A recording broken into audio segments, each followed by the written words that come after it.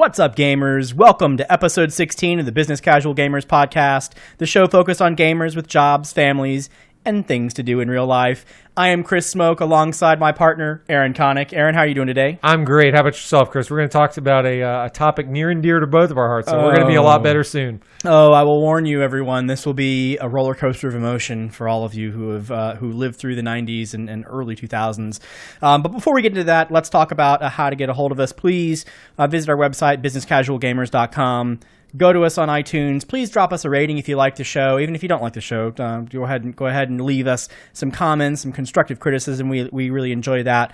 Subscribe to us on YouTube. We know we have a couple more things going on here. We just announced we're going to be doing some news shows.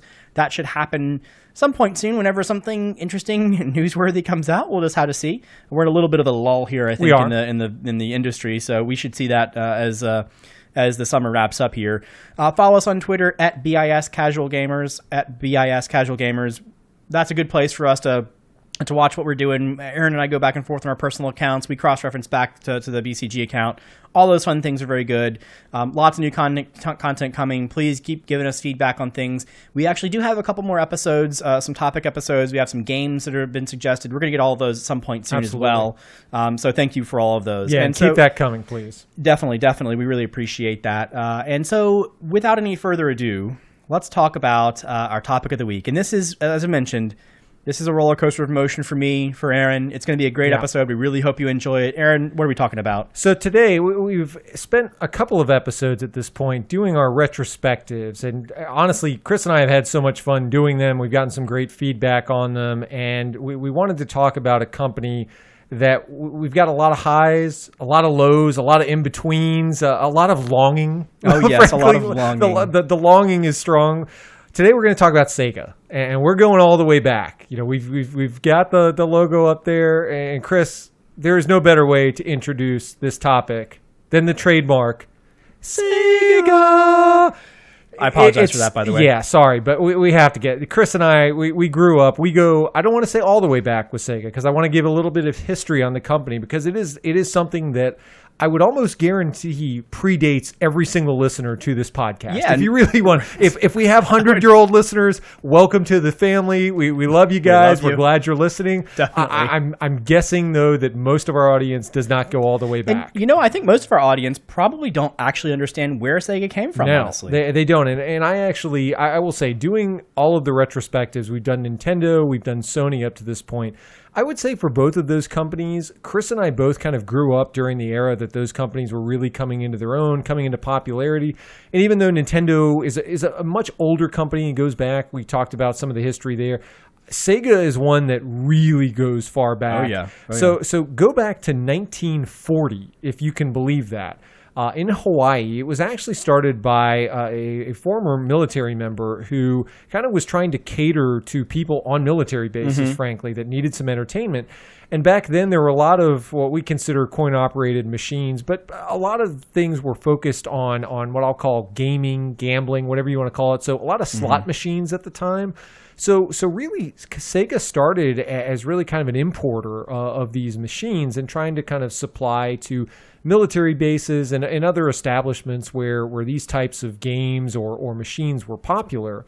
And what actually was very interesting and started to take place culturally, because I know none of us really think of Sega as an American company, so to speak. Right. And it was not named Sega back then. We'll get into that in a moment.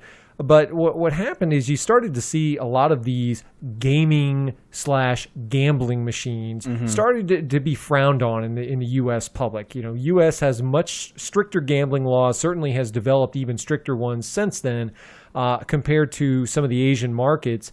And so what happened is the founder at the time moved the headquarters of the company to Japan once it started becoming more frowned upon in the United States. And through a series of mergers, acquisitions, partnerships, formed with the company that we now know as Sega, which was frankly an acronym. It was Service Games was the name of the kind of the founding company, and really did not find its roots as we think of it in what we consider video games as of today. But fast forward to the late 70s, really where the arcade craze, where you think of video games, started taking over, Sega was really at the forefront of that. Now, some of the titles, I will say, much like you think of Atari and some of the other big names out there, many of the titles seem very dated by modern standards. I don't know that I could really point out a single arcade game by Sega that is frankly worth going back to get the cabinet for. I mean, if you have nostalgia, maybe there's some stuff out there. But for me, that's an era that I think Chris and I, both being pretty much the same age, I mean, both of us missed that era a bit. Yeah, and there was certainly a time, even back before right around the 70s, a little bit earlier. I mean, the games that Sega was putting out, I think there's certainly a collectible nature there. I actually don't know anyone that has them, but these games were. This is really before, a lot of the digital logic was really, kind of built out to how we knew it. So these games were, kind of, if you imagine just piecing together a whole bunch of electronics in a way that, like, actually functions in a video game-esque way, put something on some sort of a screen kind of a component. That's kind of what these things looked like. And you're right, they were completely ahead of their time with a number of their titles back then. So the one I want to focus on, because this is actually, even before we get into the home console market, which we're clearly going to get into, my first introduction to Sega as a company was probably one of the oddest collaborations in video game history and certainly in entertainment history. Chris, the arcade cabinet, Michael Jackson's Moonwalker, a Sega classic. I'll never forget being in an arcade and, everybody at the time, even nowadays, familiar with Michael Jackson, the trademark scream, the moonwalk. Mm-hmm. And you're just walking into this arcade and you're seeing, Michael Jackson and his posse start to moonwalk and basically board wipe the screen. And the dogs start dancing. Yeah. And you're like, what is happening? This is a game? What? But that was my earliest memory of Sega. And even though I don't know other than to get a few laughs, and I do like Michael Jackson, listen to the Beat It looped on end. Mm-hmm, I don't know that there's a lot of incentive to go back and play. But I think that was really what, to me, Sega was in my earliest memories. Sega was an arcade game company, and they followed that up. It wasn't their first hit game by any stretch, but it was the one that I noticed, and that was obviously Michael Jackson was huge at the time. But you look at what they were able to kind of parlay that into. You look at the side-scrolling beat-em-up genre that we featured very prominently on this show.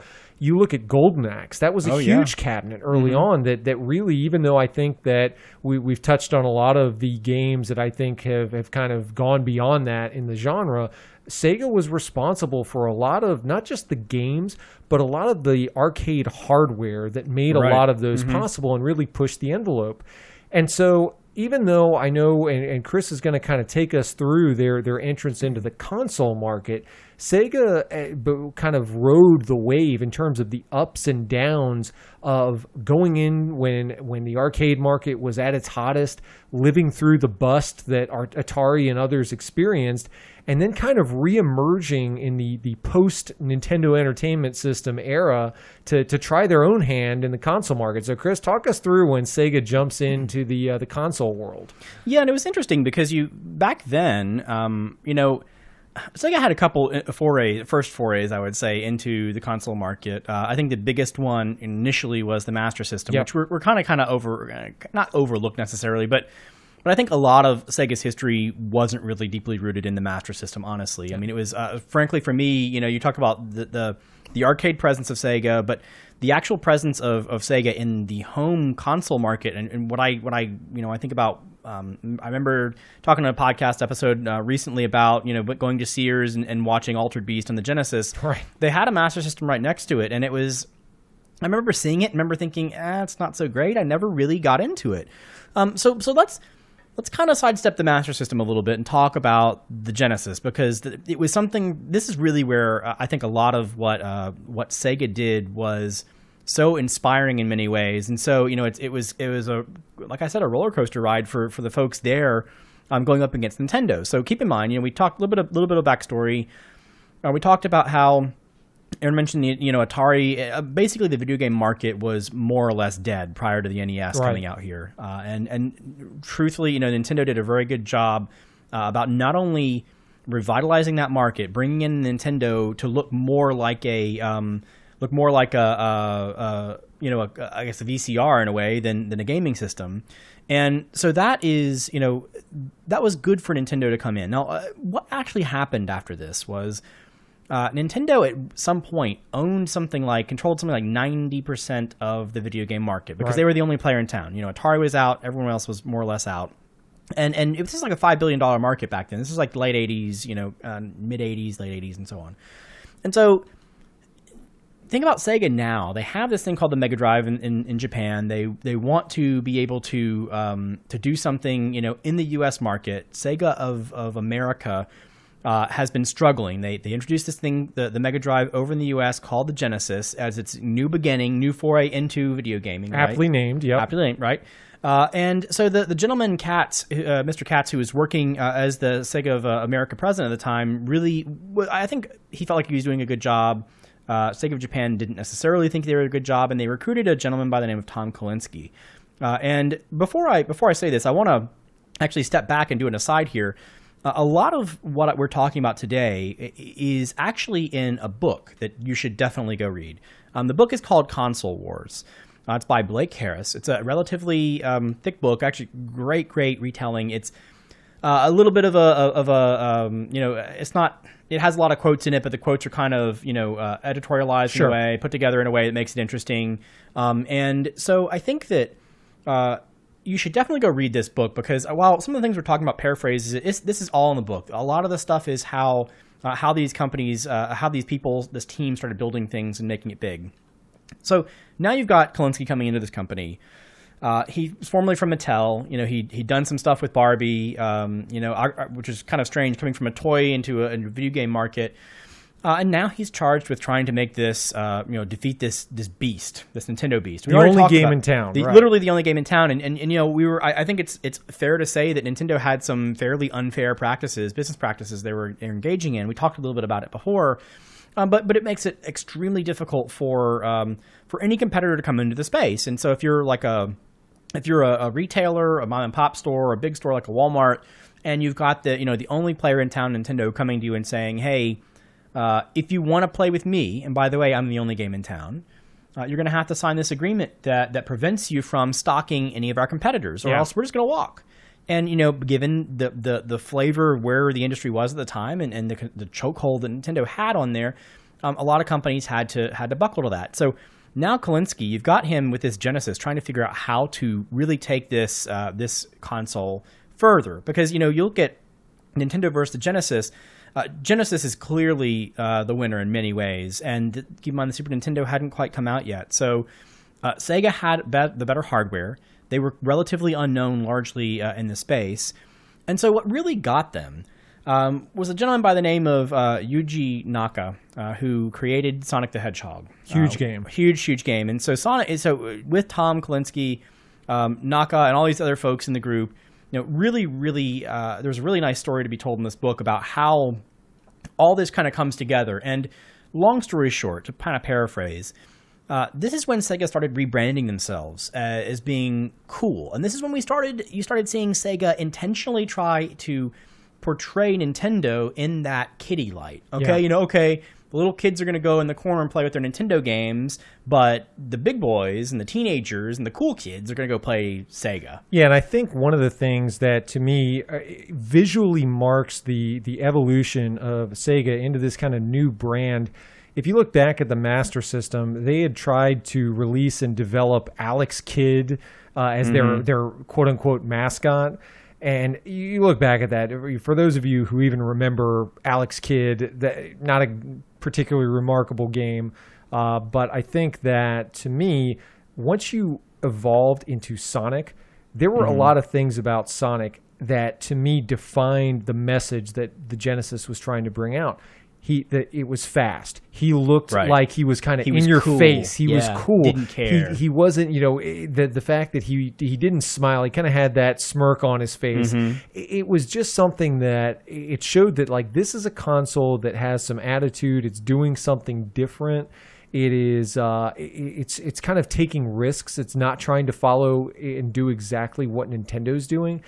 to me, that was something that, and we talked about it a little bit on the Sony retrospective, but at the time, Sony was literally brand new into video games. But even still, for both of us, that was the first Sega console that I ever owned. And I didn't really, you really didn't have kind of this brand identity of Sega yet. Right, but Sonic, to me, is really what defined that. I remember when I got my Genesis, I didn't get it at launch. But I got it. I was actually probably lucky enough. I got it with, I think it was packaged with Sonic, but I also got Sonic 2 at the same time. Oh, yeah. And, okay. Not to jump too far ahead, but the Sonic series, Sonic 2 is still the best-selling game that Sega has ever released. I think it sold over 6 million copies.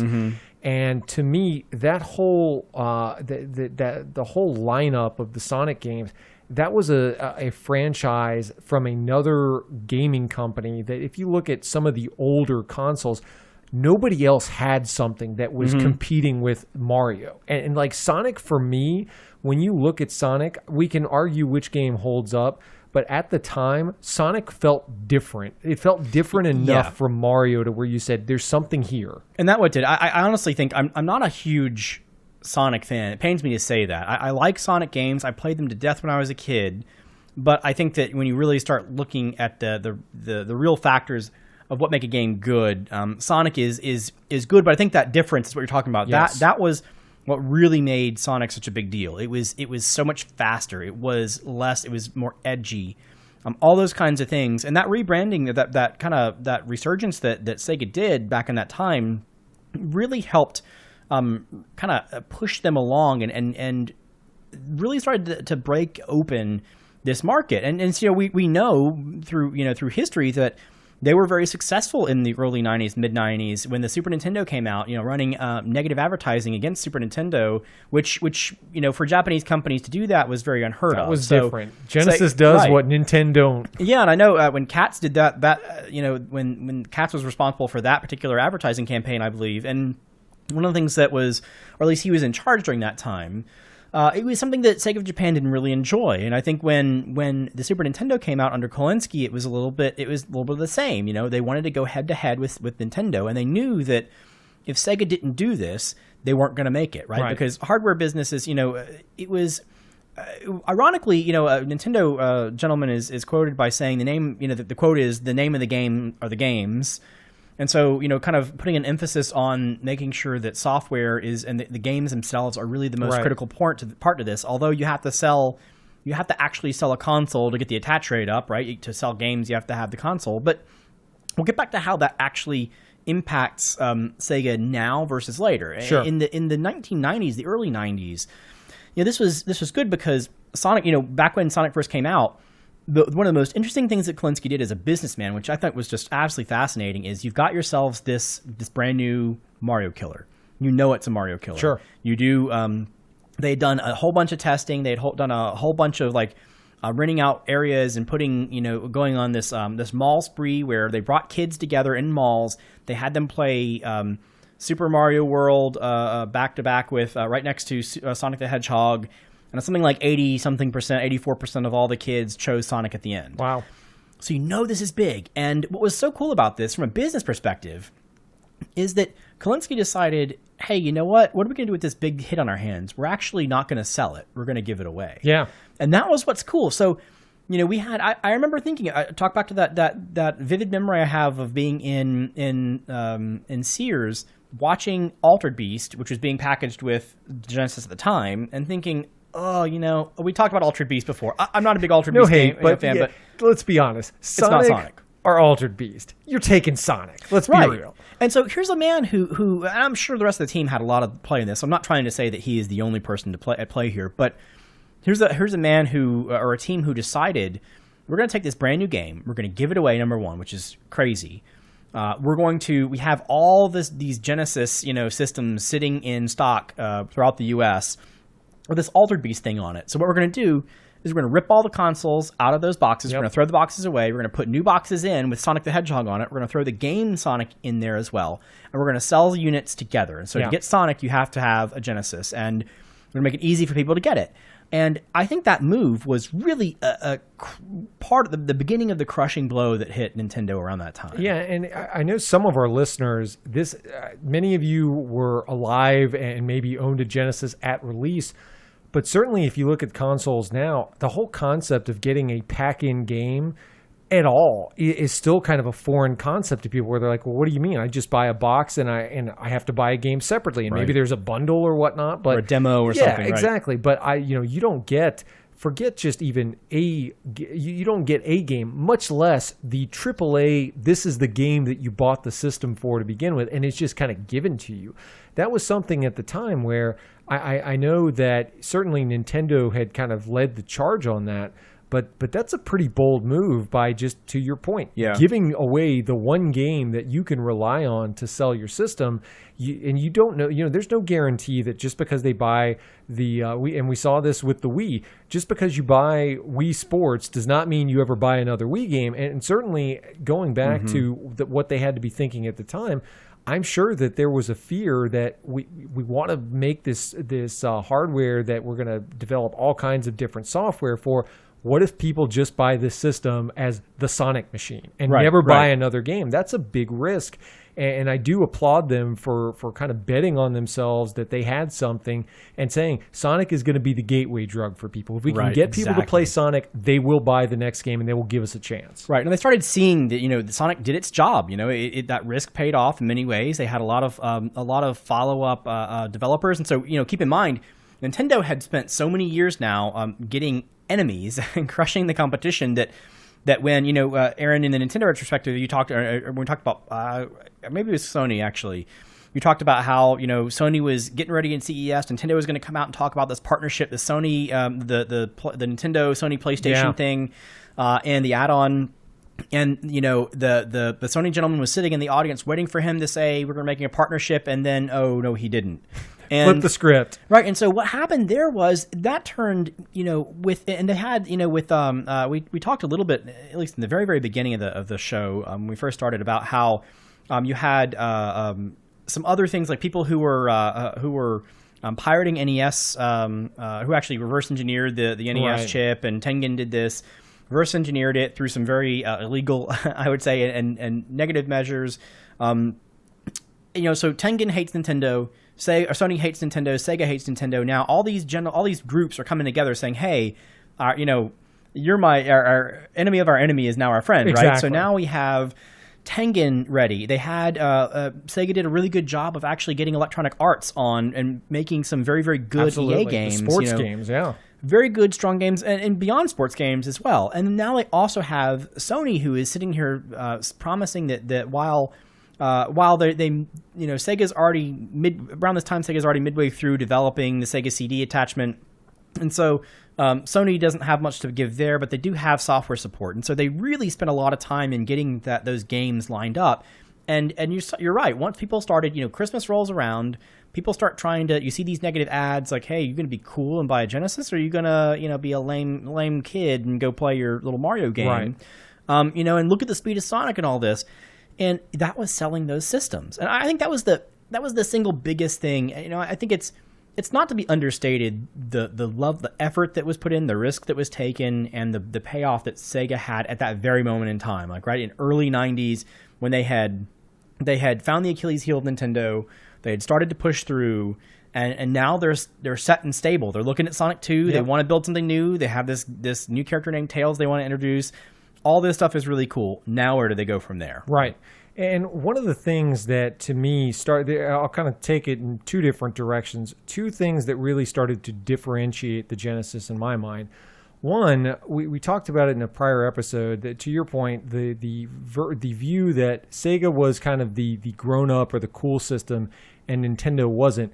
I don't know about you, but for me, Mortal Kombat 2 was one of the biggest games released. Mm-hmm. I mean, when I look back at kind of what are those tentpole games that you can mark your childhood with, Mortal Kombat 2 was a game we played a ton of. Right. And we talked about it, and as shallow as it may seem and as crazy as it may sound as a differentiating point, The Super Nintendo version of Mortal Kombat 2 had green blood. It was awful. And right. Mortal Kombat 2 on the Genesis was the grown-up version that said, you know what? If you already bought a game where you're going to rip somebody's spinal cord out, we're going to give you the red blood and let you know what you're doing. We're not going to sugarcoat it. We're not going to treat you like a baby. You're big enough to buy this game. We're going to give you the full experience. And that was something that, performance differentiators aside, that was something that sent a message to me where Sega said, we're about the games. We are going to give you an authentic experience. We're not here to censor you. We're here to give you what you came for. And so I think when you started to get to the non-exclusive titles, you started seeing Sega take a different approach from Nintendo, which was something that really stood out to me.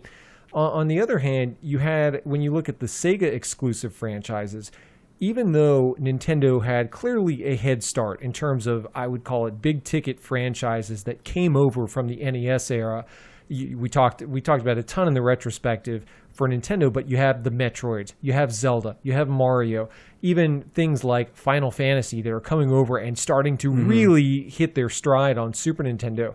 You're kind of playing catch up from Sega's standpoint, but you had some really solid titles. You had the Phantasy Star series, which I think is one of the more underrated role-playing game. Certainly, even though it's one of the later entries in the Genesis's life cycle, but the Phantasy Star 4 is, to me, one of the stronger RPGs ever made.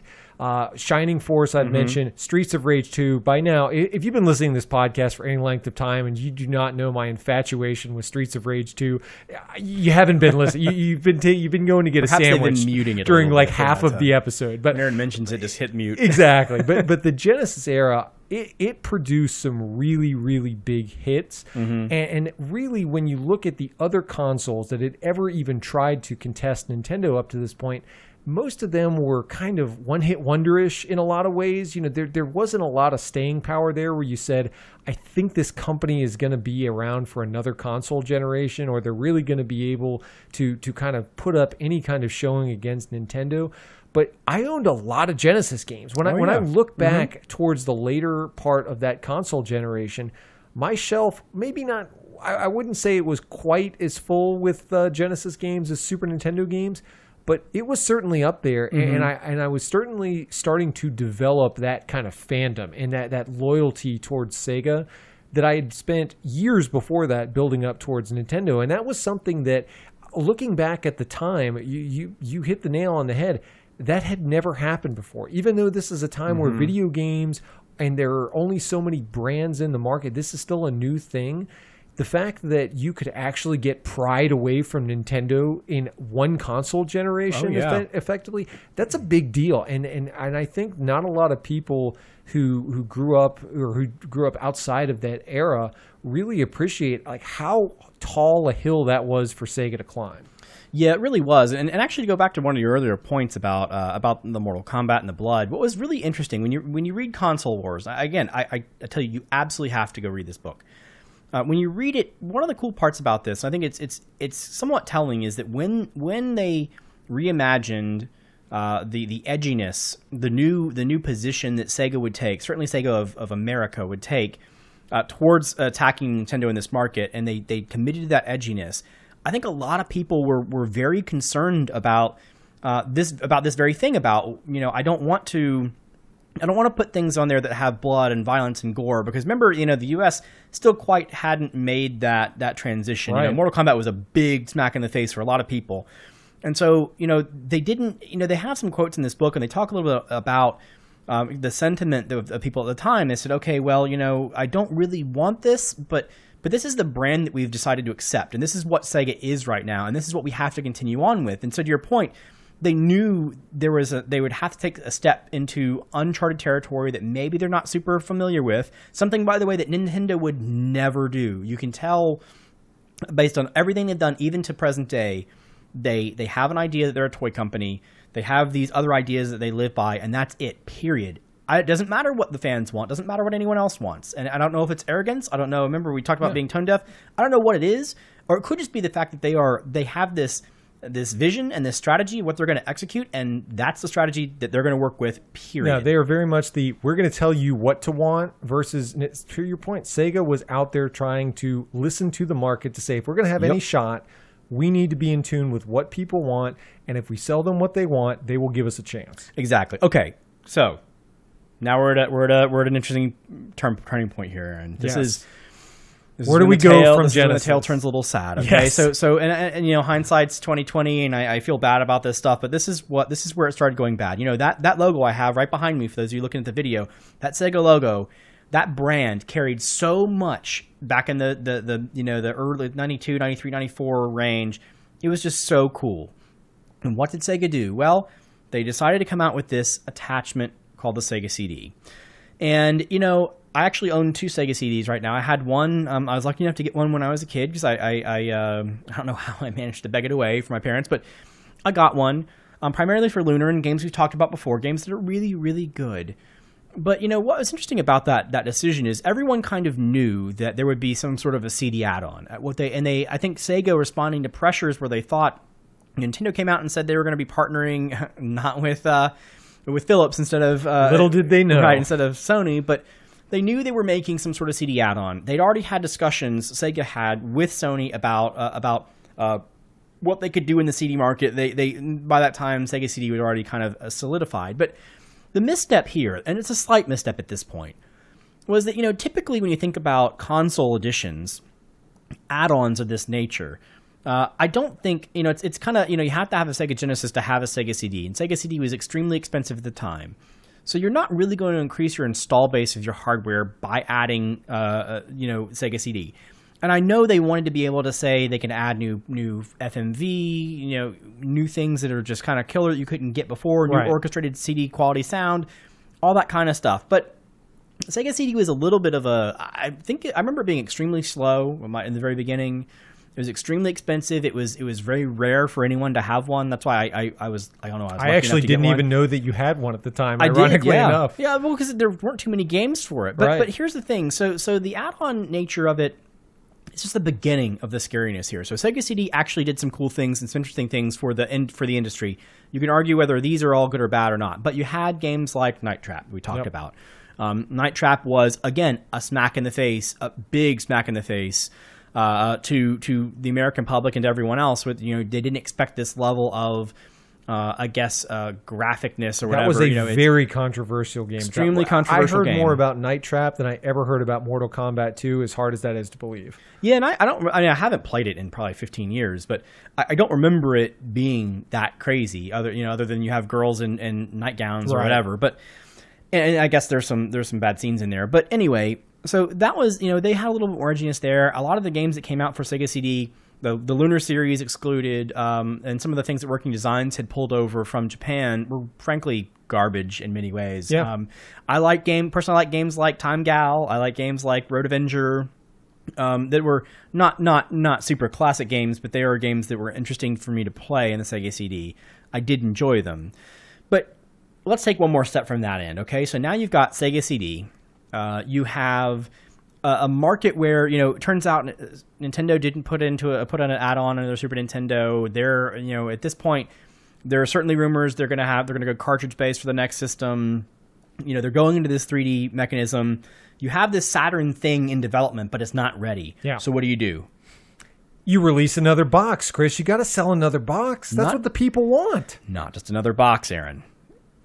An add-on. The Transformer console. Of course. How did I not think of this? And so this is what really started to kill Sega, because they said, here's this 32X we're going to shove down your throats. By the way, you already know we're going to develop something like the Saturn. It may not be called the Saturn yet, but you know it's coming.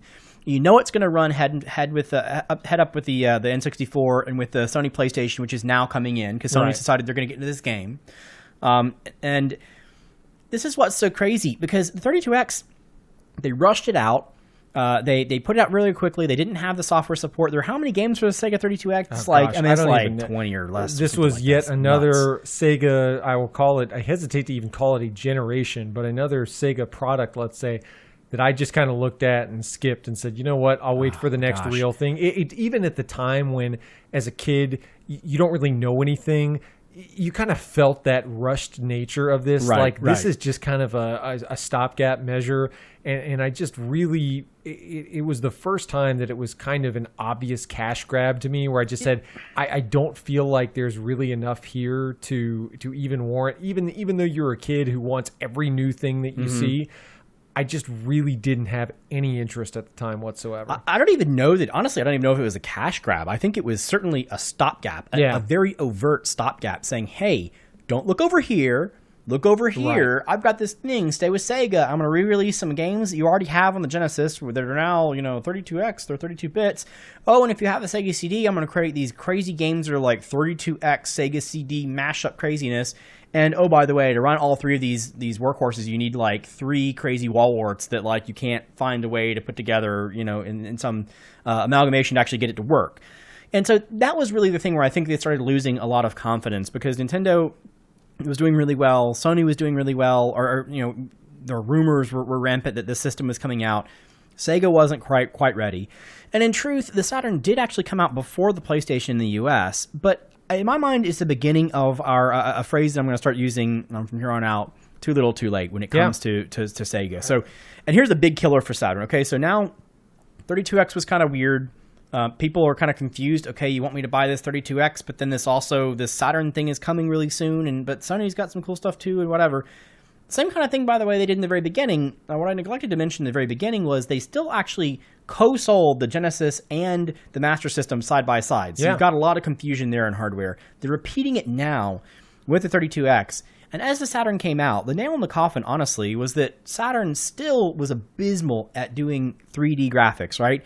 PlayStation came out explicitly ready for 3D. Yeah, and we talked about it on the retrospective, but it bears repeating here. So looking back on the other side of the house that I think was still a mainstay for Sega, the arcade culture was still going strong at the time. And one of the most popular contributions to the arcade culture was the Virtua Fighter series. That was a very big series. Sega entirely, developed that, at both the hardware for that and the game itself. And what strikes me so clearly, looking at this coming generation with the Saturn and the PlayStation, is Sony looked at that game and said, this is the next big thing. We need to move all in on 3D, and our next console needs to be a 3D console. Even though that really was an unknown at the time. It seems obvious today, right? It seems obvious where the market was going because we have these amazing graphics at the time. But at the time, nobody knows how to develop in 3D. There's no precedent for it. And, arcade hardware is so far and above anything that's in the homes that could you reach that arcade spec? That's a big risk. Right. And what is so ironic is that Sega actually developed the game, had more intel than anybody about whether or not this could be made to work on a home console. Yet they arguably went the exact opposite direction. They still made a system that was still sprite-based primarily. And it was, when you look at the games that are to stand out, it's not to say that the system had no 3D capabilities, but it certainly wasn't something where, when I look back at the Saturn, I don't look at that and say, like, this was my first foray into 3D gaming. I give all the credit to Sony for that. And I look at, even though the games, some of them look rough today, Sony, to me, clearly came out with something that was, this is not going to be, this isn't your Super Nintendo. This isn't the last generation. This is something different. And Saturn, to your point, like I really felt like kind of the bridge between, it had one foot in the Super NES Genesis era and another foot into the, our hardware is better than that, so we can do 3D stuff. We're just not sure. And even though we both owned a Saturn at the time, I didn't buy it at launch, but I got mine late too. Not terribly far after launch. I just kind of look back on it, and even though there are some amazing games, I definitely did not look at that as something like, this is next generation. It felt to me like, at the time, if you think back to that era, I was still, since I did not buy a Sega CD, I didn't buy a 32X, at the time, you're still playing Chrono Trigger and stuff like that that's coming out for the last generation. And so when this new thing comes out, it's been many, many years since you've actually bought a new console. I mean, I was still on the Super Nintendo and Genesis that I had for many years. And so just the allure of having some new hardware was honestly at the time enough to kind of get me interested. But by the time I actually got into it, the first game I ever bought for the Saturn was Guardian Heroes. Yep. Which, if you haven't checked out our YouTube playthrough of this, it's certainly enough to whet the appetite to go check that out. So there were some great games on the Saturn, but it certainly wasn't in the quantity that Sony was producing games. And it certainly didn't feel like the next big thing in the same way that, at the rate that Sony was churning games out. No, I agree. And well, to make things even worse, the Saturn had a lot of different coprocessors, kind of the same thing we talked about Sony's mistake. It's funny that they didn't see this, but Sony's mistake in the PS3, PS3 was it's impossible to code for, right? Same thing for Saturn. Very, very difficult. On the other side, you've got Sony, who looks like they come up with really cool games. The console is very easy to develop for. And, by the way, you've also got this kind of a fooled me once kind of a phrase, Yes. kind of a thing in the back of your mind with Sega. It's like, oh my gosh, if I buy this Saturn, am I going to be buying Saturn 32X or 64X or whatever at the time?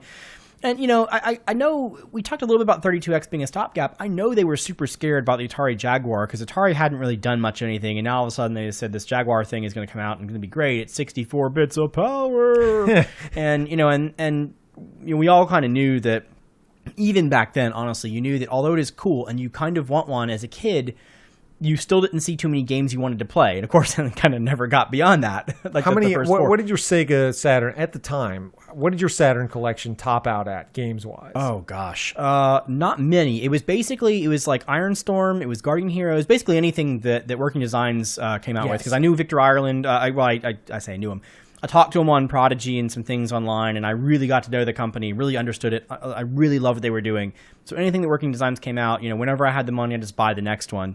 I think they had Popful Mail and those kinds of games that came out, or maybe that was Sega CD. But all those games were really, really good. And I didn't really go beyond that, honestly. There weren't too many other games, like Panzer Dragoon maybe. Yep. I would agree. I think to me, it was very much the Working Designs machine. Even though I didn't own all of them at the time, kind of a kid working off of an allowance, trying to save up enough money for the next game. But you look at Dragon Force, I had classic great game. I put more hours into that game than I even can describe. But the Panzer Dragoon games I thought were very good, even though I didn't own those at the time. There were some good games. Knights, I think, came out at that time. Knights in the Dreams, that had a cult following. I remember the Christmas Knights demo that I got at the time that I still have to this day. It was a competent console, but it was something that I just don't think caught the public attention. Obviously, the sales figures started to bear that out. But I think one of the turning points you mentioned was the ease of development. You really started to see, even though Sony's the new kid on the block, a lot of the third-party developers really started planting their roots with Sony. And that was something where we've talked about it time and time again. When you look at these console generations, you even though Sega has historically had one of the largest first-party development houses, and we'll talk about that later, kind of where they are today, you can only produce so much on your own. There was only so many projects you could fund, only so many games you could have in the works. And to me, what keeps people buying software and keeps people energized about a hardware is the fact that you have not just the first-party stuff, but you've got great third-party stuff. And Sony really started to pull away they knew that. In the PlayStation era. Exactly. And you just had all of the big-name developers really starting to put their best stuff out on PlayStation. And so let's kind of take this chance to pivot into what I consider, to me, my very, very fondest memory of Sega, which is the Dreamcast era. Now, Chris, I remember at the time, I was not down on my Saturn purchase. It was something that I certainly, when I came back to it, if I were to try and convince my parents at the time of like, Mom, Dad, buy me this Dreamcast, I think they probably would have kind of given me the evil eye and said, like, how many times you play that Saturn? Like, exactly. Exactly. You sure you're not holding out for PlayStation 2? I think even they probably knew at the time that this was a bit of a hope and a prayer that Sega would actually right the wrongs of the last generation. But the Dreamcast, it came out much earlier than any of the competition. Nintendo, there were rumors swirling around of their next console. You heard rumblings that Sony was going to bring out their next console. But the Dreamcast, unlike the Saturn, it was really fast to market. It was kind of sooner than you really expected it. And the first thing that struck me about the Dreamcast, before I even really knew what the games were, before I even had a lot of, heard a lot about the specs, I remember seeing the Dreamcast for the first time. And when you contrast the look of the Dreamcast with that of the Transformer machine, you got the Genesis bolted on with the 32X, that has, you have to kind of weld that together with your Sega CD. The Dreamcast just looked sleek. It looked refined. It looked like something was different. Very small. Yeah, it was portable. It looked like Sega was turning over a new leaf. And when you looked at the Dreamcast contrasted with even the PlayStation, it looked fresh. And it was something that you kind of said, like, wow, they're doing something different. It had the four controller ports. Yeah, exactly. Which, when you look at some of the games that we'll get into, to me was a key selling point of the system. I personally, I've heard mixed, I would say, opinions on this. I personally love, to this day, the Dreamcast controller. I think it's one of the best video game controllers out there. I've put more hours into that controller than most others, and when you add up some of the games that I played, and I can comfortably go back to a Dreamcast controller to this day and not feel like I wish I was playing on a modern console. It felt like it was getting everything right before you even played the first game. Actually had a modem that came with it. And that's I actually think that's not to be overlooked, really, because back then Sega was starting to show how they wanted to have online support back in 1999 when if you wanted to go online, you had to play with a modem on your PC right there. And some very lucky people in some cities started getting broadband and whatever, but really no other console even got to that point yet. No, definitely not. And I remember the initial lineup. I think the first Dreamcast game I played was the Ready to Rumble boxing game. And I think you could start to tell very early on, and part of this was because Sega had a head start on the next generation, and they kind of had the market's attention for certainly the first year it came out. And they had so many games that came out that, to me, it was getting back to that Sonic vibe of, this is kind of a little different. It's a little bit edgy. It's a little crazy. Yeah. You look at Crazy Taxi. Yeah, exactly. Yeah. The literally named Crazy Taxi. Ready to Rumble Boxing. Power Stone. That was honestly, that was the system seller for me. Is the first time I played Power Stone, I wanted in. That was a game where, when people look back on great multiplayer games, GoldenEye is a game that is frequently cited, but to me, Power Stone was the game where you'd get a group of friends together, everybody'd bring their Dreamcast controllers, and we would have Power Stone parties. Right, Power Stone was that game where people would just play that game endlessly. Everybody had their favorite characters. It was just one of those games that when people saw that game, or they came over to somebody's house and they didn't have a Dreamcast, you'd see them on Monday and they convinced their parents to buy them a Dreamcast. Oh my gosh. Yeah, I still want to play Power Stone 2. I want to play it right now. Why didn't you tell me? I would have brought it, Chris. I know, we would cancel the podcast episode. We'll jam some Wang Tang. Totally. It was, Dreamcast was so hard. And this is part of the gut-wrenching part of it, because it's a really good console. It was really, really, really too late. By that time, it's fooled me twice, right? And people are already saying, they're kind of getting some weird hints about Nintendo doing the same thing, but they're definitely saying about Sega, you know what? I'm not going to do this. I'm not going to go invest in a console that's going to be, it's going to be like yesterday's news, really quickly. And that's what. And the PlayStation had done extremely well at that point. You knew that Sony was readying a PlayStation 2. You didn't know a lot about it yet, but the hype alone will mean that you're just going to hold off buying that Dreamcast because you have a friend that has one, maybe, or because that PS2 is coming out very, very soon. And I think Dreamcast was released in September, I want to say, or November. Yep. And then back in February, March of the next year, PS2 was coming. So it's all relatively around the same time period, and I think that's part of what just kind of did it in, honestly. I agree, and what to me strikes me about that console generation is that Sega took a lot of risks with a lot of the games that they greenlighted. You look back at some of the notable ones for me. Shenmue if you have not read about Shenmue, even if you haven't played it, I actually love that game. I think that they are good games. They are very good games. Shenmue was a game, we talked about in our last episode, games that aren't quite games. Shenmue was kind of that game that towed the line where you said, part of it's just like real life. I'm kind of doing this detective game where I'm trying to find information about this guy who's killed my father. And you're kind of just living a normal 24-hour cycle life, and just, you got to wake up, you got to go to bed, you get your allowance, you go out in the town, you see what you can accomplish for the day. You punch some people. Yeah, you punch some dudes in the face when they don't give you what you need. But Shenmue was a project that, when you look at the budget alone for that project, that game looked amazing at the time. The production values were, and nothing of that scale had ever been attempted to that point. And that was a game that, to me, it marks that era that Sega was taking a lot of risks.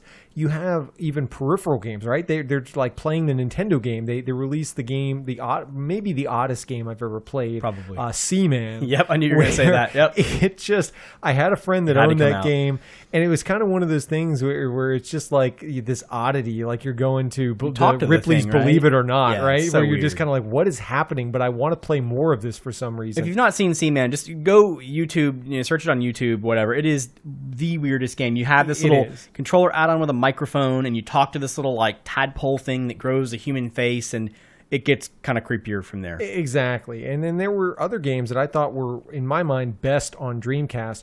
Sega, as I mentioned earlier with the Virtua Fighter series, that they, to me, had a very vast legacy in the fighting game arena. And I played a lot of Marvel vs. Capcom 2, which I mentioned. Oh, yeah. I played, the first time I played and bought Street Fighter 3 Third Strike was the one that I owned. I played a ton of those on Dreamcast, and that is where I honed a lot of my fighting game skills. And then I know in our very first episode where we went through our favorite games of all time, Jet Set Radio for me is like the crown jewel of my Dreamcast collection. I think good. That game, for people who have not played it, that is one of the most criminally underappreciated games.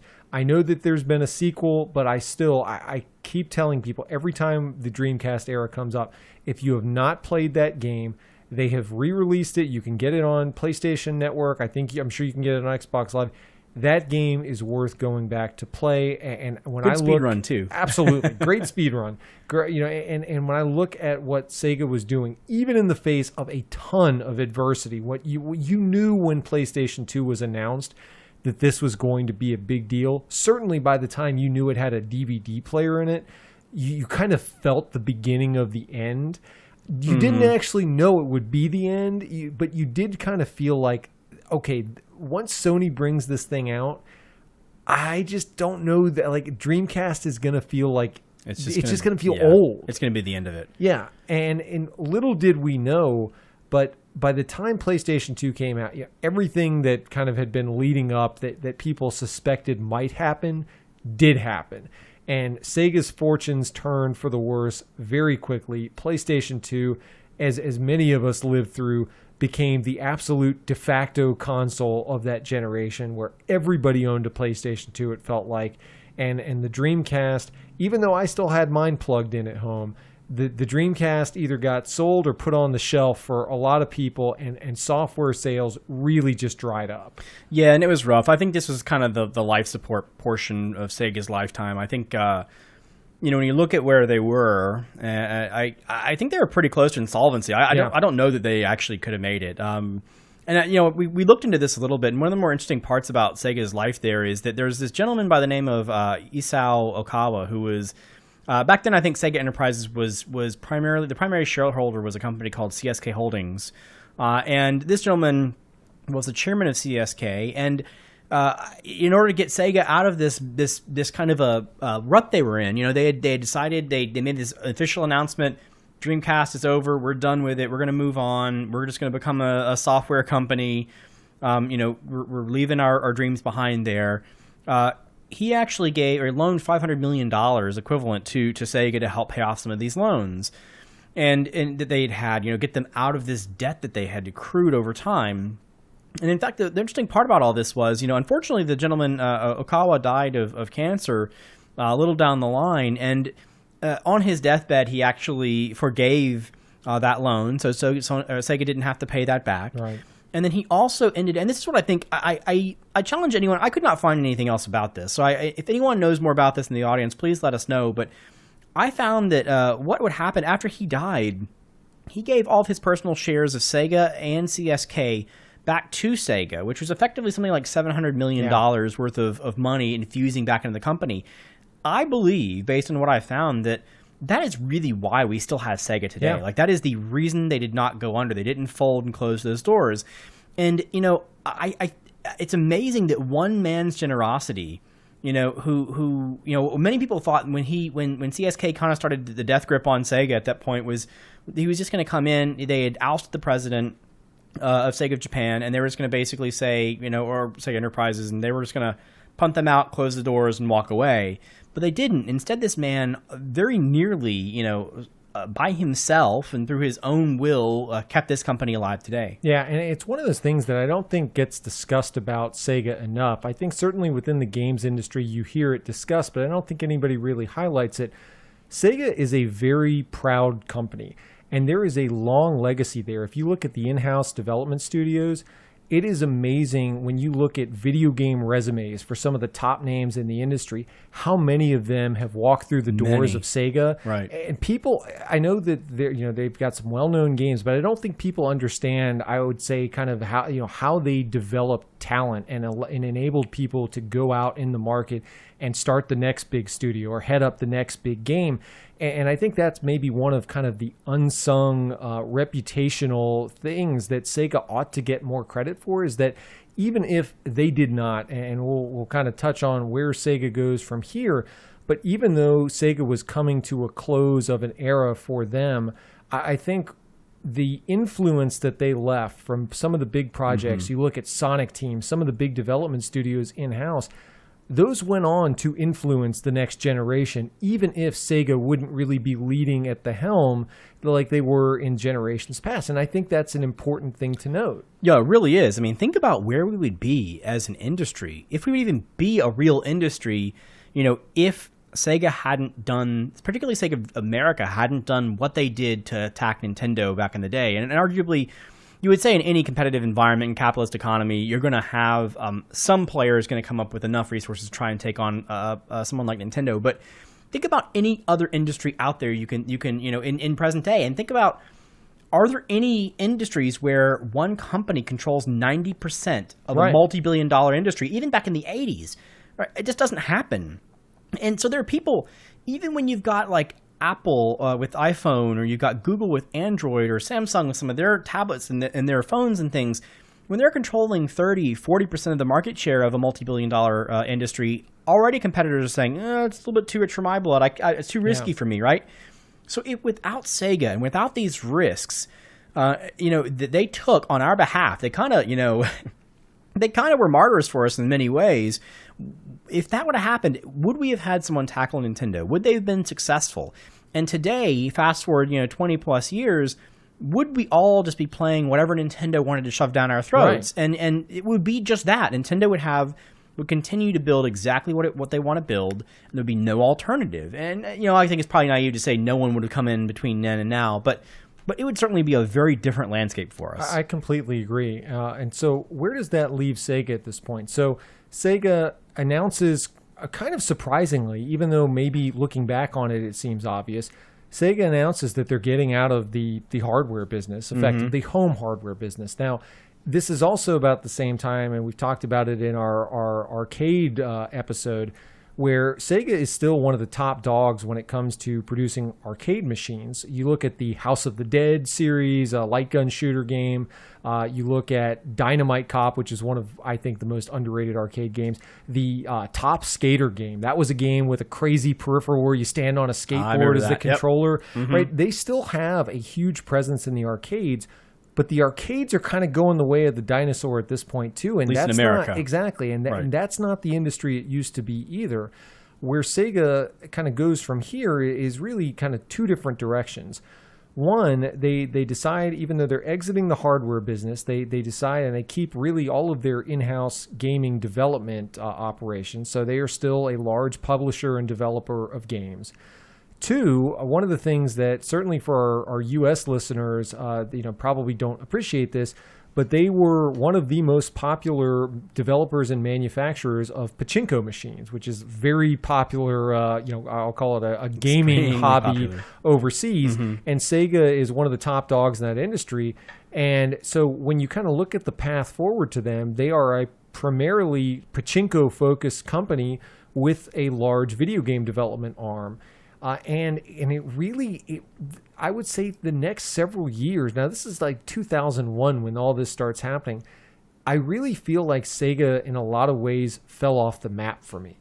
The Sonic games, the quality really started to diminish. They started focusing on licensing opportunities where even if they were primarily developing them, they kind of came, I'll call it, everything came with a grain of salt where, okay, well, I get Sonic, but he turns into a werewolf. Or I get Sonic, but there's some other idiotic character that has to get paired with him.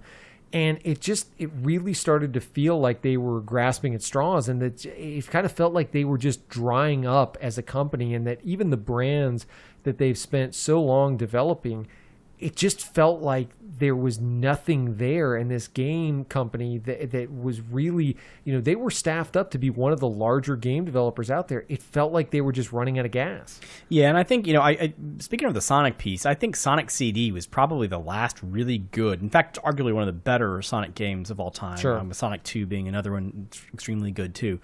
But I think, they got to the point now where a lot of people, I'm sure the writing's on the wall, right? The game, I think that the question could be asked of Sega management at the time, are you a hardware company or are you a software company? Right. And the answer to that question will really help you feel for how big of a hit this was internally. If you perceived yourself as a hardware company and now you are no longer a hardware company, you've made the choice to get out of it. A lot of your corporate your corporate ethos, like what you thought you were, is now being redefined. And I think a lot of times you're going to find people who are the biggest players. This is when Kalinsky and some other people, Nakayama and some people on the Japanese side or Japan side actually walked away from the company as well. And so despite the fact that they have 2,000 some odd people developing games in the company, I think, not to say they're not very good, but a lot of the key visionaries which helped make Sega what it was back in the early and mid-90s, have moved on. And probably some of them with their tail tucked between their legs, because you could argue that they were at the helm or they were in the leadership position as they made these arguably big bungles, that led them to this piece. So I don't know. It's the big question for me, especially when we talk about, I made the big statement when we talked about Nintendo in their retrospective that Nintendo should make a very similar thing. I feel when I think about, ironically, personally, when I think about how, Sega, this fool me once, fool me twice kind of thing with Sega and hardware, I actually feel like Nintendo has hurt me more with hardware than anyone else. Like, I bought an N64. I have 3 games for it. I never bought more. I bought a Wii. I have 2 or 3 games for it. I never bought more. I have a Wii U, which I actually do have, I have 4, 5, 6 games, and primarily because they're games that I can play with my daughter. But, I kind of feel like, was it a good move for Sega to get in, to go shift out of hardware? I think probably so. They probably did maybe have had one more console in them, at that point, and if they had to have gotten it right. But I think, honestly, they probably would have struggled to find the right resources, financial resources to make that occur. But I think Nintendo should have done. I agree with that. So let's talk about what is Sega today, because I think people have kind of suffered through this long decline from not only popularity, kind of scaling back into barely relevant, scaling back to what was the last Sega game that you remember playing and enjoying. And Sega's strategy, and really their high point when you look back on it after that, from 2006 on is where I really kind of chart the course. They have been in decline in not just the video game area, but in every line of business that they're in since then. And they've really tried to kind of slow the decline by acquiring some big name companies. I know they joined forces with Sammy a while back, which is probably better known in Japan, but bigger name over there. One of the biggest acquisitions that still has a lot of relevance to me is Atlas. A lot of people don't know that actually, because they've allowed that brand to kind of continue. But they didn't want to sully it with the Sega name. Yeah, exactly. And that's the sad really thing, sad. right? Because when you look at that, when you look at Sega acquiring those titles, you would think that having Sega attached to like Shin Megami Tensei or Persona, that would carry a ton of weight to say, oh wow, like they're in this for real. They're getting a push. But they've maintained the Atlas brand has all of the cult following, whereas Sega, I think they're just happy to kind of keep in the shadows and brand that under the Atlas name. So if we talk about what Sega has left in terms of what do they own that is selling, they still have the Sonic brand, which I still think, even though the games have been, I would say, driven into oblivion. I mean, Sonic to me is barely relevant anymore. The character is still very recognizable. A lot of licensing opportunities. You still see him featured. I mean, in Smash Brothers, he's still there. So that is still a character that people care about. Clearly, Atlas, most notably the Shin Megami series, Persona, but even Atlas as a company. Atlas has had a lot of, I would say, popular games. Even some of the lesser-known series have done Atrian Odyssey. That's a lot of cult following type games.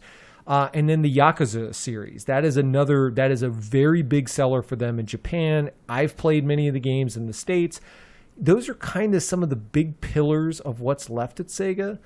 But to be perfectly honest, I spent some time in prep for this episode reading their most recent financial statements. And it's obvious to me that they don't really understand where they are right now. From a strategy standpoint, it's kind of all the business buzzwords of we want to be game changers, we want to be industry leaders. And they've got this huge development studio, and they're trying to kind of unleash them into making great games again and kind of get some of that pride back. And they're also trying to kind of further their hold of the mobile game market. But when you read who they think their competition is, they're talking about the likes of Konami, Square Enix, Japanese game companies. But Chris, you and I both know, even though I think Japanese game companies have had a very insular view towards the world and said, hey, our competition is the other Japanese companies. The reality is the people who are making the games that people worldwide care about these days, it's Blizzard. It's EA, it's Ubisoft, it's in-house, Sony, it's to a lesser extent Microsoft, but it's the in-house or the third-party Japanese game developers. That is not your competition. You cannot look me in the eye and say, when you look at a Square Enix, that for years was the most relevant thing in gaming for us.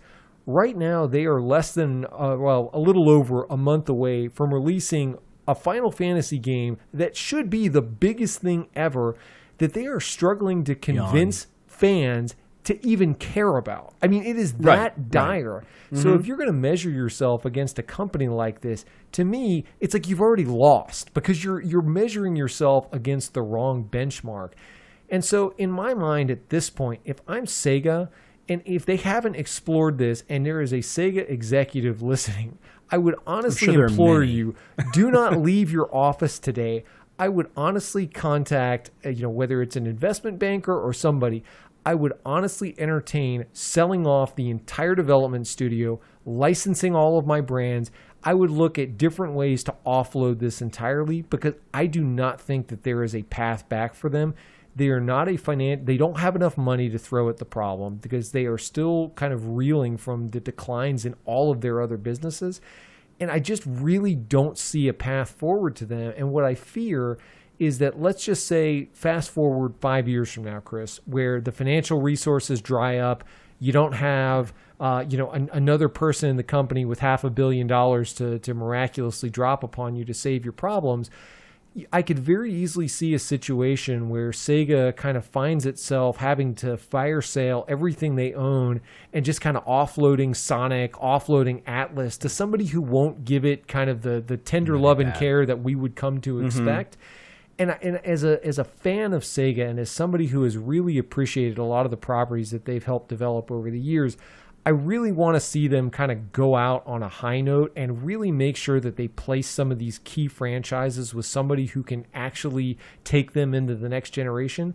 Because I just don't feel like with all of the legacy stuff that they're trying to work through now, trying to employ 2,000 people in a Japanese culture where firing people is just kind of still frowned upon. It's not like the U.S. where you see layoffs of 10,000 by the end of the week.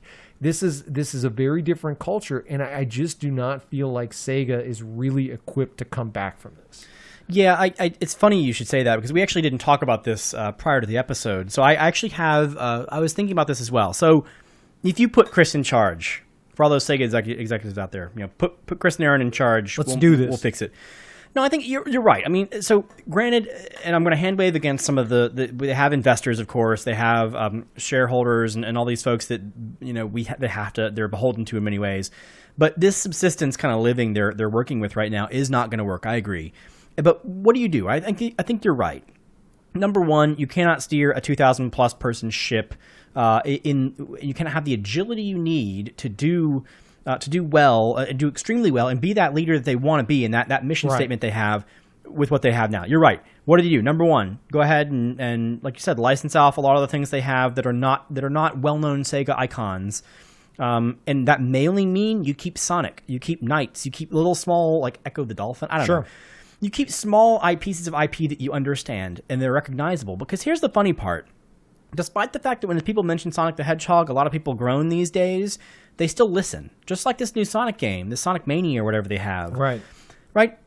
Even though it may be bad, it may not be bad. They mentioned it, and it's all over Twitter. It's all over everyone. People keep saying, "Oh, another! They're going to do another one. They're going to do another one." Sega's could potentially be back. This is what happens. So you get rid of 85% of those people. You being that group down to say 35 or 40 or 50 people in kind of like a ninja super hybrid group. You take those IPs you have, and you really focus on building the greatest game you can. That you can put it on across platforms. Put it on Nintendo consoles. I know Sega Japan hates that kind of stuff, but sure. Put it on Nintendo consoles. Actually, it probably won't matter because no one's going to buy any Nintendo consoles anyway. Put it on PlayStation. Put it on Xbox One and those related. Put it on PC. But it's funny. You can focus when you're so agile, and you have that kind of a scrappiness to you, and you have the core things that make you real. I guarantee you today, honestly, if Sega were to come back and were to say, we've shrunk our workforce by 75%, we have focused on exactly what made us great back 15 years ago. We are creating an amazing new Sonic the Hedgehog game that you must play. And, say if they want to get really crazy, I don't think they want to get back in the hardware market, but now it's going to be coming to PlayStation. It's be coming to the Wii, the NX. It's going to be coming to Xbox One and PC. And we're going to have all these new things. So I guarantee people are going to listen. And a lot of people will buy it just because it is Sega starting to talk like they're not losers anymore. Yeah, and right? I think that is so much of it is just kind of the attitude of, what do we focus on from here? Forget trying to, go back to the glory days when you could support tons of different franchises, when you were kind of developing the latest and greatest. You just need to focus on what are the core franchises that we had that people would miss. If they were gone, if nobody was developing these games, what are those franchises that people would actually miss? And focus on a few of those. And if you want to develop those, great. If you decide that you're better off licensing those and kind of pairing with a development studio, fine, do that. But to me, one of the things that I feel like they have gotten away from as a company, and it really kind of speaks to their roots, even though the arcade culture is not what it used to be by any stretch, and I do not know that it will ever come back, Sega is very heavily invested and continues to invest in what I'll call the resort business. And what that really means, they've got a facility in South Korea as an example, and even though they are primarily, I'd call it gambling focused, kind of tourist destinations that are focused around that, I still think that people who are in that environment, when you look at some of the cabinets that Sega has developed that are still being made to this day that are fun, I think that if you put those in that kind of environment, people are already paying to go stay in the hotel.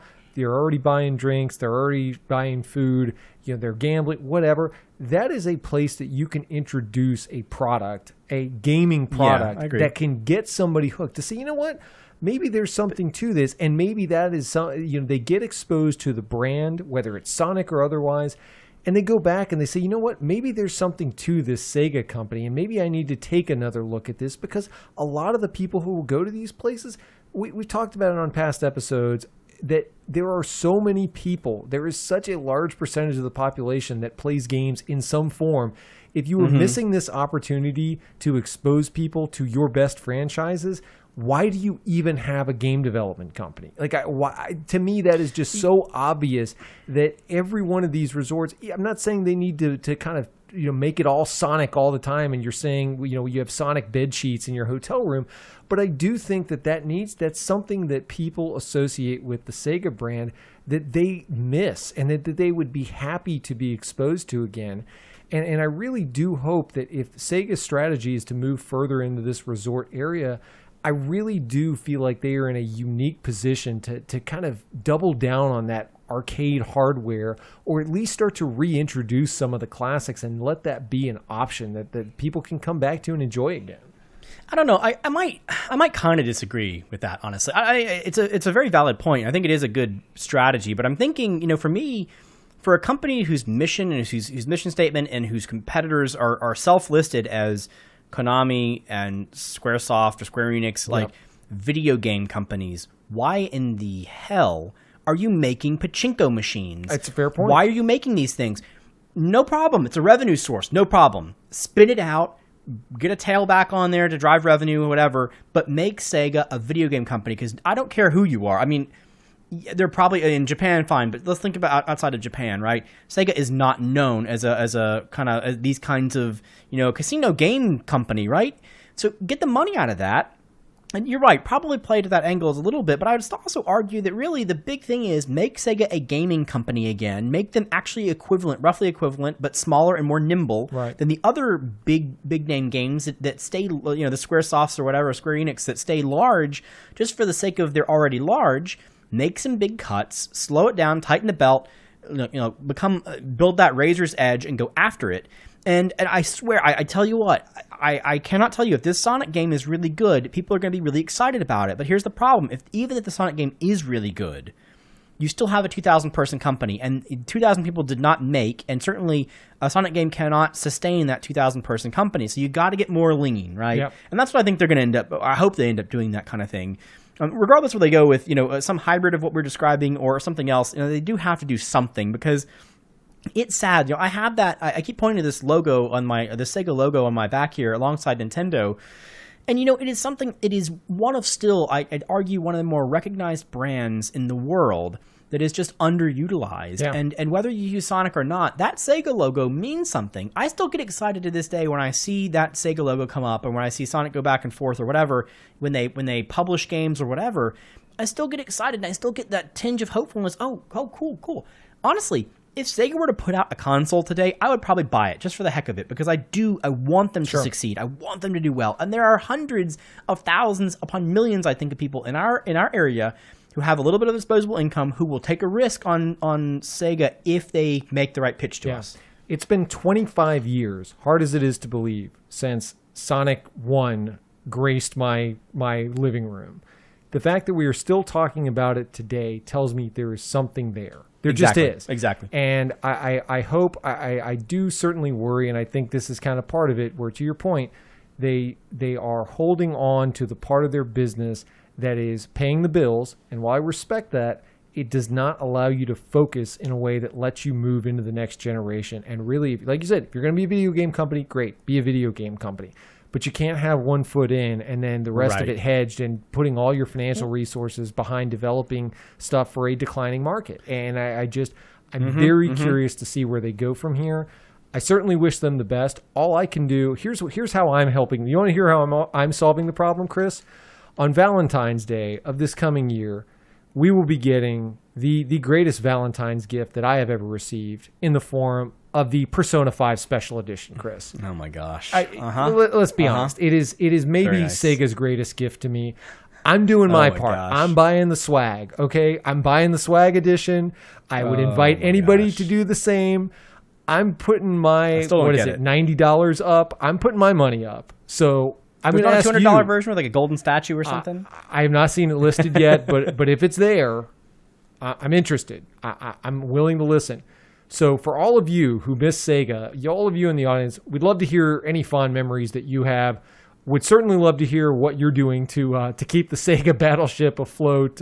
What are you excited about? Are there any franchises that you really want to see come back? I mean, there's been various reintroductions. But we'd love to hear from you, the listener. It's been fun kind of walking down memory lane, but Chris and I are both eagerly anticipating what's next. So with that, Chris, let's get into our next segment and talk about our game assignments. So we had some odd ones. This is again, as a follow-up to last week, this was our Games That Aren't Quite Games edition. And so we wanted to assign some games that kind of, broke the mold a little bit. So, Chris, I assigned you one of the more interesting choices, Child of Eden. Now, the one question I want to lead with, Chris, I want to get your opinion on the game, but I asked a question last week. If you had to guess what the selling price of this game would have been at the time, at release, I want to hear, based on your experience, what you think, even if you didn't like it.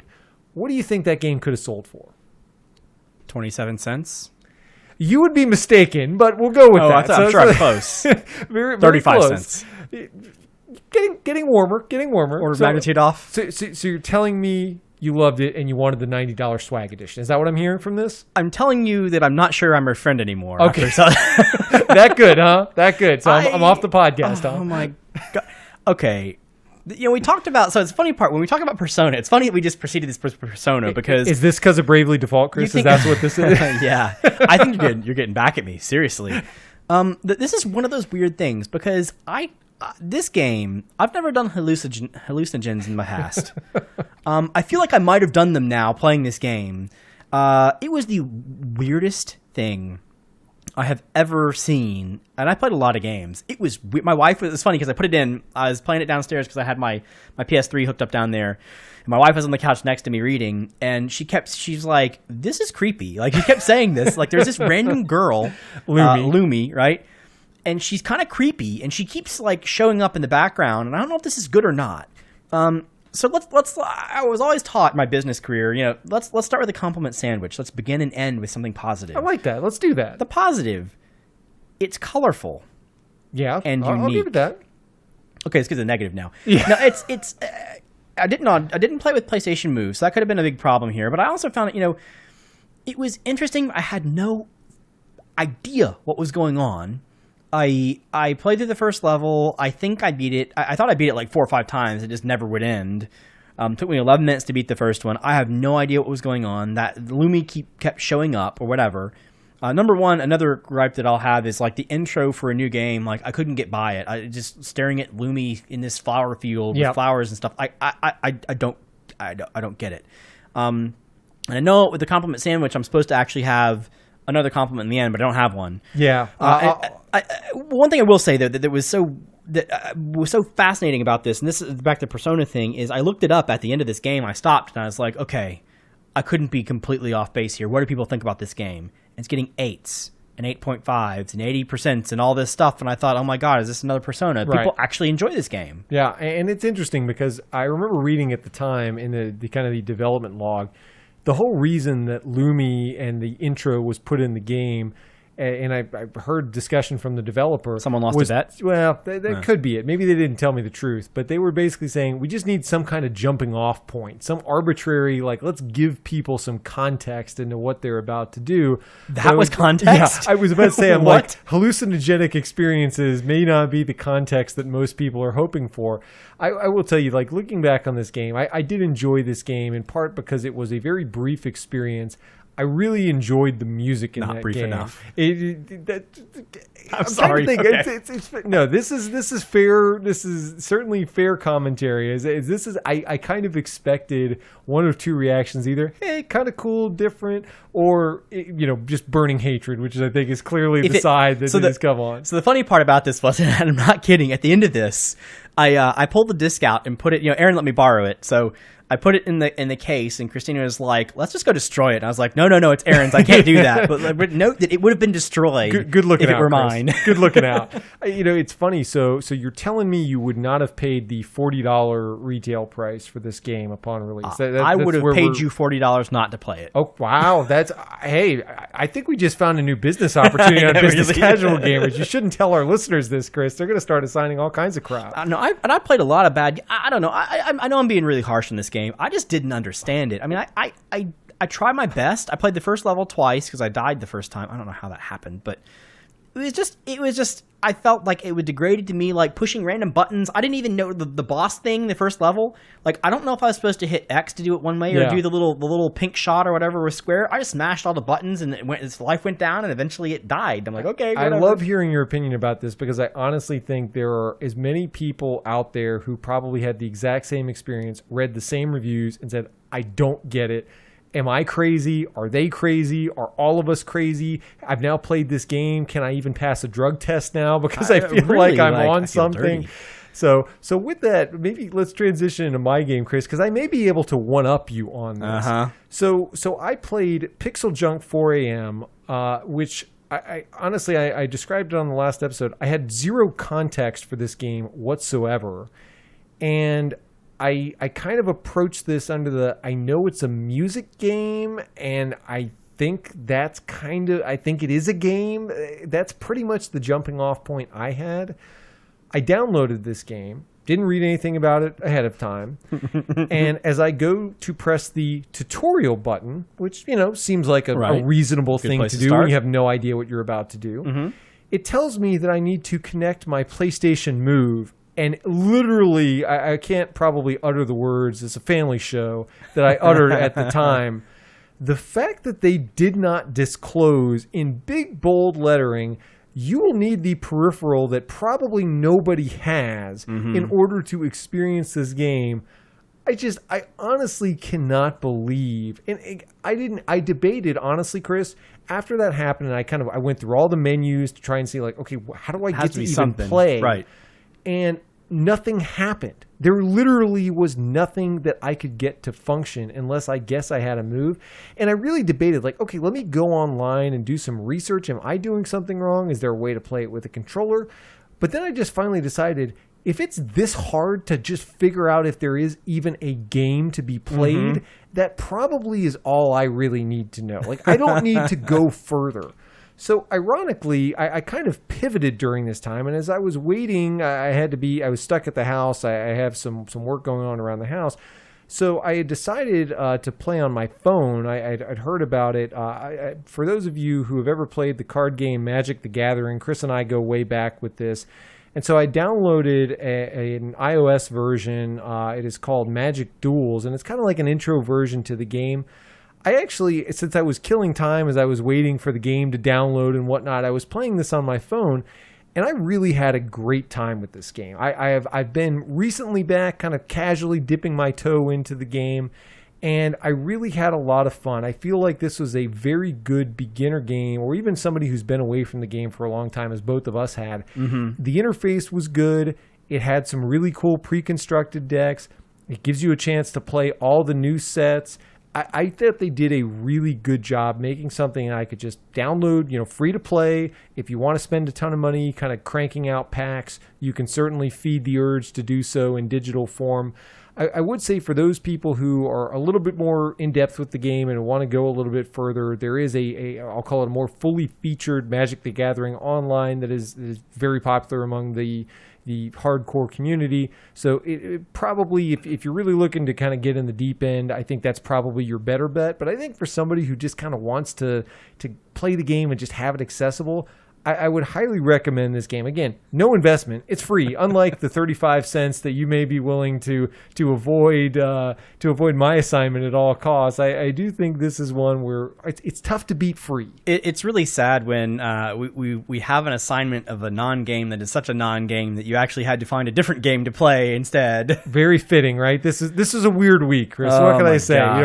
We tried to push the envelope here, and I think the envelope pushed back. Most definitely. Okay, well let's let's put that one to bed and let's move on to next week's assignment. So, because we spent a lot of time talking about Sega, and of course the Genesis we think is inarguably the best. Well, maybe arguably, I don't know. It's certainly one of the better eras for Sega, Sure. And I think we talked about that a lot. We have both chosen games that are for the Sega Genesis. Aaron, I would like you to play a little game called Kid Chameleon. Oh yes, one of my all-time favorites. I think alongside Sonic and Sonic 2, this was the other game that I got when I first got my Genesis. It has been a while since I've played this game, but I have very fond memories of it. I actually, this is back in the Game Genie days, and I actually think I have Game Genied my way pretty late in this game, but I don't know that I've actually ever beaten I remember it being very hard or frustrating or something like that. Like Little Nemo there is a little bit. A lot of levels in this game, so I don't know that I could come back and let's see if I have the skills to actually get all the way through it, but I'm looking forward to going back. Good. So, Chris, I'm going to assign to you another one of the maybe more cherished and forgotten mascots of the Sega era. Well, it's no Alex Kidd.